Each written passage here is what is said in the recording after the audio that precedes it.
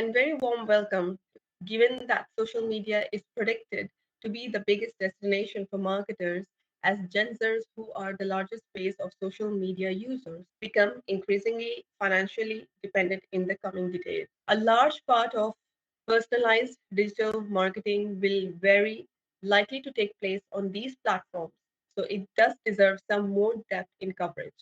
For starters, what do the two of you know about social media marketing?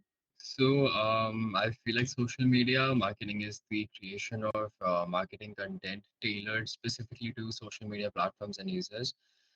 It's all about boosting brand engagement and having a direct line of communication with your target consumer base. Social media marketing is all about creating and optimizing good brand profiles, posting content that accurately represents your brand values, viewing and responding to customer feedback, and building an online community around your brand. Precisely, and therein lies one of the several benefits of social media marketing, the brand awareness. Due to the amount of control a brand can have over their social media profiles, it allows them to build a really tight and effective brand identity. Yes, and this is an obvious advantage. But if your marketing is done right and you do a good job of establishing your unique presence, you can reach millions and millions of people. Yeah, and it's also very easy for consumers to spread the word and boost engagement with the brand by reposting their social media content, commenting, and engaging in any way. Precisely, and adding direct links to your profile to your e-commerce site, for instance, increases traffic, which means you're more likely to rank higher on searches and be more favored by the algorithm in general. It's a relatively simple and cost-effective way to increase your brand's exposure and interaction with people who have chosen to follow and interact with your brand. This is a really good way to build brand loyalty, as we were discussing in the last episode. So it's also important to interact with their feedback and respond accordingly. And another big advantage is that you can infiltrate the enemy camp or see what your competitors are up to and learn from them, be it their social media tactics, products, marketing campaigns, their working style, whatever it may be.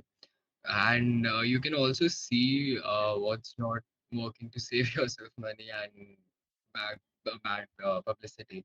Arguably, there's nobody to learn better than from the people you're up against. It's a fantastic way to ensure that your brand is up to the mark and if you're setting yourself apart or not. And as for consumers, they can view the engagement that the other customers are making with the brand, which gives them an idea of the brand's reputation, right?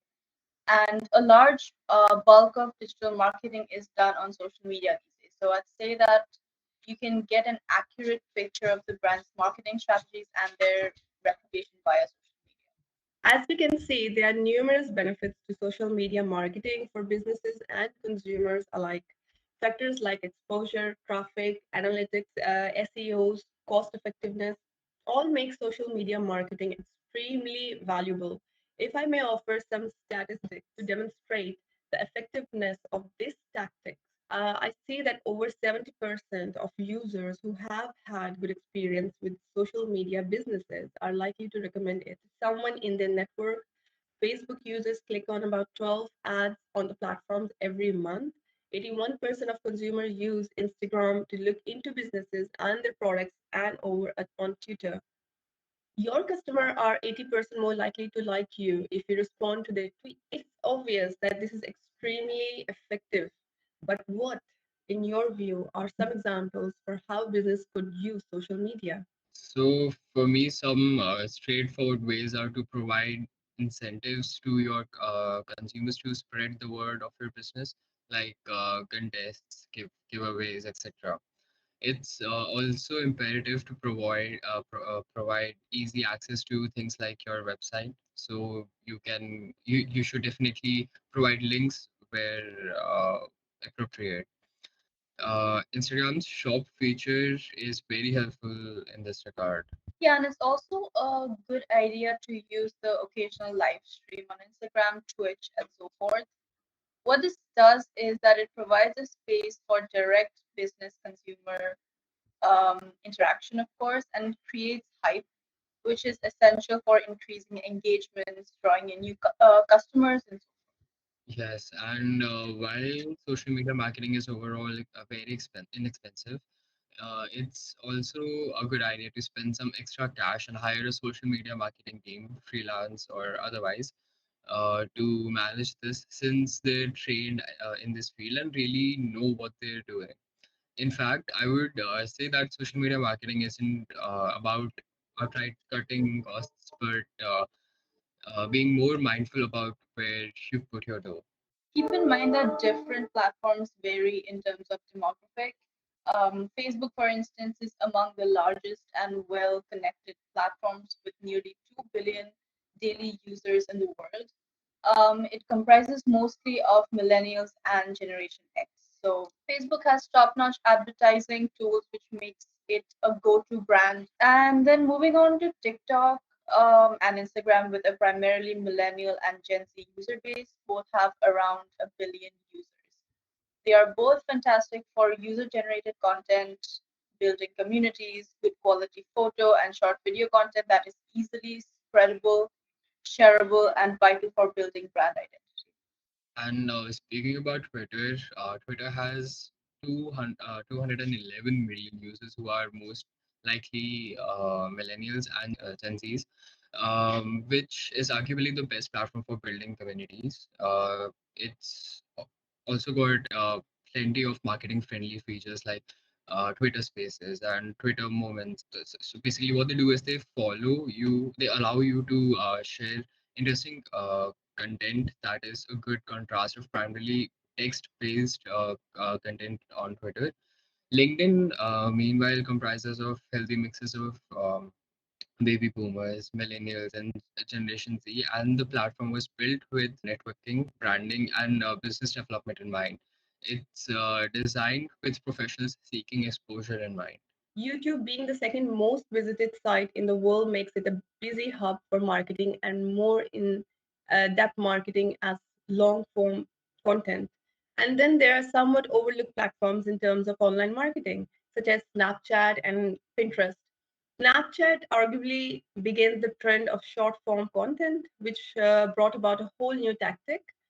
Snapchat is extremely popular among younger people who are becoming financially independent, and I don't think it will decline anytime soon. And Pinterest is fantastic for curating lovely aesthetics and inspiration, which I think is often overlooked when it comes to building and brand identity. Most Pinterest users, including myself, say that the platform is their go to when beginning a new project or for seeking ideas. Exactly. So, how do you suggest businesses could get started with social media marketing? It's a good idea to use the 70-20-10 rule when it comes to your content, at least at the beginning. 70% of your posts should be dedicated to news, advice, education regarding your business or products. 20% should replay your brand values, inspiration, and other somewhat informal content. And the remaining 10% should be ads and promotion content. And according to me, step one should certainly be to know your customer audience and choose your platform to target your marketing accordingly. As we discussed, different platforms do vary in terms of user demographic. If you're selling pet products, it's a good idea to market on Instagram, which is teaming with young audiences and pet content. You should also have an idea of what social media metrics you plan to use to measure growth and interactions, be it the number of followers, likes, views, shares, hashtag popularity, and so on. So it's good to maintain a mix of the metrics you use, as this will depend on some variables like your product, your consumer base, and so on. So the metrics will also differ based on where you're at with the business development. So, for example, newbies will have to monitor reach and followers to ensure that that they are growing and being noticed, right? And if you're releasing new products, you're better off looking at clicks, site visits, and ad views. If you're somewhere in the middle, say established and trying to stay afloat, you should look at the comments, likes, retweets, and so on. And not just the numbers, but also the quality of interaction. For example, smaller doses of neutral to positive engagement is much preferable to a wave of negative interactions. And knowing your competition is one of the key benefits of social media, as we discussed earlier. And you'd be wise to take advantage of this advantage. You can also watch out for any gaps in their marketing, which you can swoop in and remedy.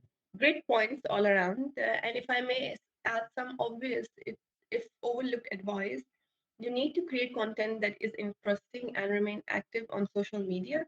A good way to do this is to hire a social media team to create good content and post regularly. As we mentioned, and one thing to keep in mind is to not simply bombard your consumers with more and more content, as that can be very off putting. And that concludes the first episode of this social media marketing mini series. I thank both of you, my co hosts, for joining me as always. Thank you.